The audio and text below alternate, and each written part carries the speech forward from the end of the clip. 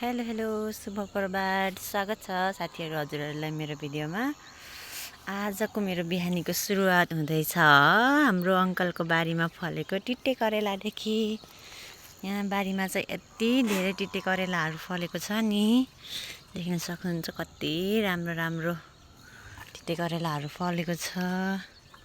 यता पनि छ, त्यसपछि यता गिरमलाको बोट पनि छ, गिरमला पनि फलेछ एउटा, अरू पनि फल्दैछ, फुल फुलिरहेछ।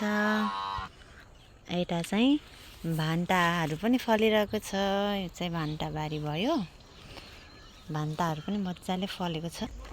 त्यसपछि यता देख्न सक्नुहुन्छ हाम्रो काँक्रो, कति राम्रो राम्रो काँक्रोहरू फलिरहेको छन्। यहाँ चाहिँ यसरी कति धेरै लगाउनु भएको छ काँक्रो। वाउ कति राम्रो। ल काँक्रोहरू चाहिएमा सम्पर्क गर्नु होला हामीलाई, यति धेरै छ नि यहाँ चाहिँ काँक्रो काँक्रो काँक्रो लगाउनु भएको छ यता।